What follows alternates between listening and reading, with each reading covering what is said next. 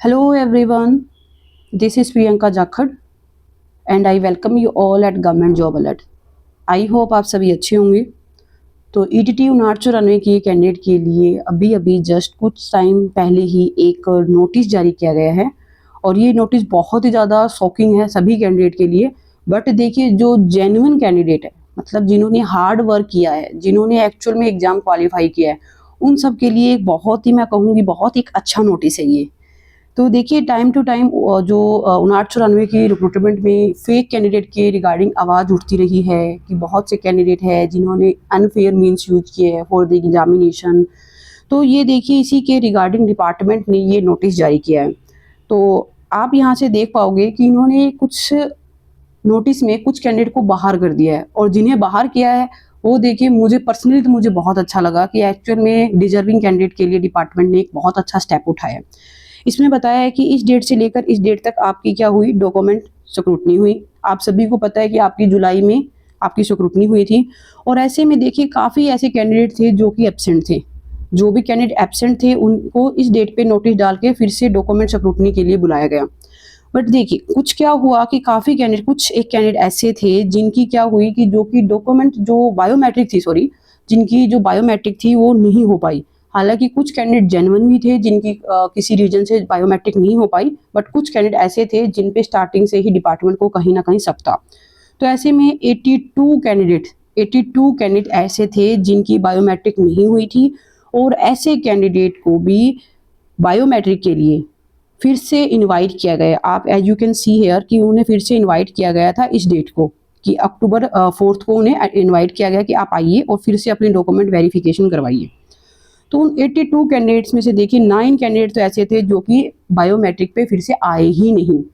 तो सबसे पहला क्वेश्चन तो देखिए, कहीं ना कहीं यहाँ पे ये भी शक होता है कि ये 9 कैंडिडेट एब्सेंट क्यों रहे।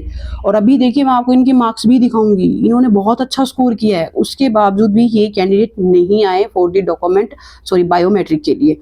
हालांकि हम ये नहीं कहेंगे कि ये जो 9 कैंडिडेट है सभी फेक ही रहे होंगे, इनमें से हो सकता है कुछ जेन्युइन कैंडिडेट भी होंगे जिन्होंने किसी रीजन से दोबारा से विजिट नहीं किया। बट ये कैंडिडेट ऐसे थे जो कि एब्सेंट रहे। और इनमें से देखिए, जो 3 कैंडिडेट ऐसे भी थे जो कि काफ़ी सस्पिशियस थे, यानी कि डिपार्टमेंट को डायरेक्टली उन पे शक था कि उन्होंने कुछ गड़बड़ की है, उनकी बायोमेट्रिक मैच नहीं की, और उन्हें क्या कर दिया गया, हैंडेड ओवर कर दिया गया पुलिस को। यानी कि उन्हें डायरेक्टली उनके खिलाफ एक्शन लेने के लिए बात कही गई कि अब इनका आप कुछ कीजिए, क्योंकि ये डायरेक्टली फेक कैंडिडेट है, इन्होंने अनफेयर मीन्स यूज किए हैं फॉर इन द एग्जामिनेशन। क्योंकि इसके रिगार्डिंग देखिए, आप में से बहुत सारे कैंडिडेट मैसेज करते हैं कि मैम कैंडिडेट ने अपनी जगह किसी और कैंडिडेट को एग्जाम के लिए भेजा है, किसी कैंडिडेट की बायोमेट्रिक मैच नहीं कर रही, इस तरह के बहुत से इशू देखने को मिले हैं। और इसके अलावा भी देखिए, इन्होंने बताया है कि जो कैंडिडेट, जो रिमेनिंग जो कैंडिडेट थे, उनमें से देखिए 13 जो कैंडिडेट थे आउट ऑफ 70 वो तो बिल्कुल सही थे, जेन्युइन कैंडिडेट थे, उनकी जो बायोमेट्रिक है वो बिल्कुल सही मैच हुई।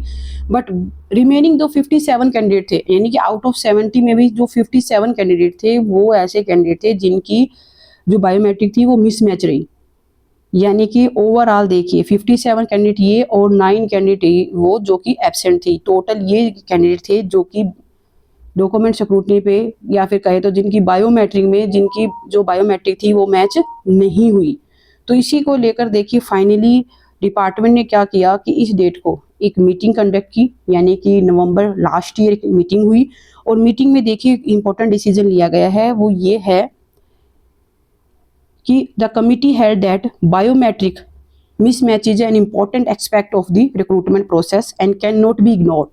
यानी कि हम इसे इग्नोर नहीं कर सकते। और ये जी बिल्कुल बिल्कुल जेन्युइन बात है, क्योंकि ऐसे कैंडिडेट की वजह से देखिए काफ़ी बार ऐसा देखने को मिलता है कि जो जेन्युइन कैंडिडेट है, जिन्होंने हार्ड वर्क किया है, उनको कहीं ना कहीं इसका नुकसान भुगतना पड़ता है।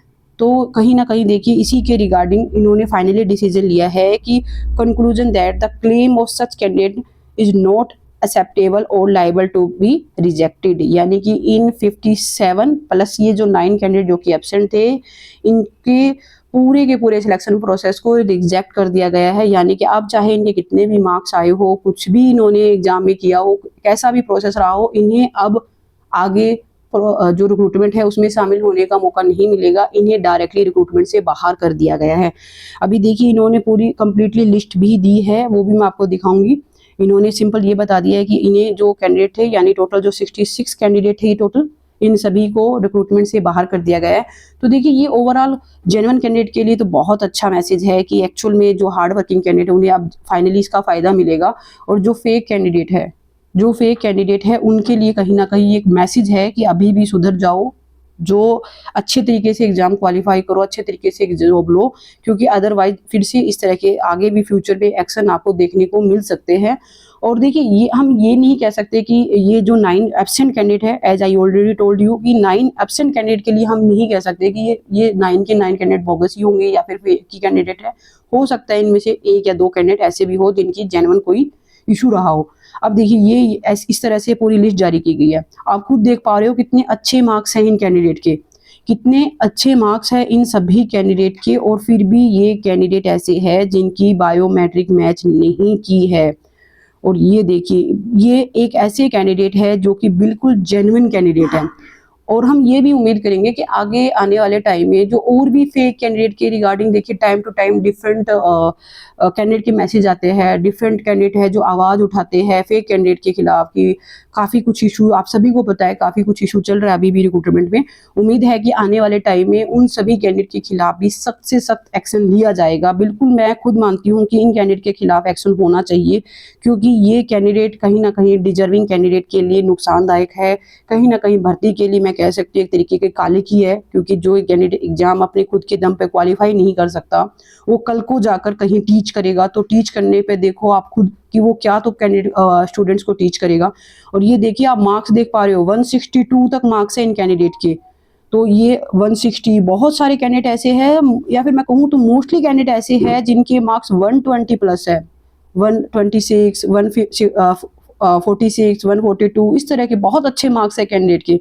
और इसके अलावा देखिए ये वो कैंडिडेट है जिन्हें पुलिस को हैंड ओवर कर दिया गया है कि आप इन पे एक्शन लीजिए। ये देखिए इसके रिगार्डिंग तो मैंने पहले भी आपको वीडियो में बताया था कि कुछ कैंडिडेट ऐसे हैं जो कि फेक थे, और वो उसी दिन जिस दिन डॉक्यूमेंट वेरिफिकेशन हो रही थी, डॉक्यूमेंट आपकी पूरी स्क्रूटनी चल रही थी, उसी दिन ये कैंडिडेट डिपार्टमेंट ने इन कैंडिडेट को आइडेंटिफाई कर लिया था और ये कैंडिडेट उसी दिन हैंडेड ओवर कर दिए गए थे।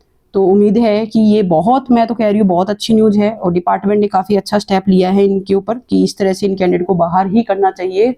और उम्मीद करेंगे कि आगे आने वाले टाइम में और भी जो कैंडिडेट है, जो फेक कैंडिडेट्स स्पेशली, और जो कह सकते हैं कि जो बागड़ बिल्ले हैं उन पे भी बहुत जल्दी एक्शन लिया जाएगा और उन्हें भी रिक्रूटमेंट से बाहर किया जाएगा। और देखिए ऐसे ही कुछ अच्छे स्टेप अगर डिपार्टमेंट ले तो कहीं ना कहीं जो एक डिपार्टमेंट पे है कि डिपार्टमेंट ने अच्छे से स्टेप नहीं लिए पास्ट में, वो भी कहीं ना कहीं इस चीज़ से कह सकते हैं कि हमें जो एक निराशा है डिपार्टमेंट से वो भी कहीं ना कहीं इससे हम कम अपनी मान सकेंगे, कि इससे कहीं ना कहीं हमें एक सेटिस्फेक्शन मिलेगी कि चलो एटलीस्ट कुछ डिपार्टमेंट अपने लेवल पे अच्छा कर रहा है।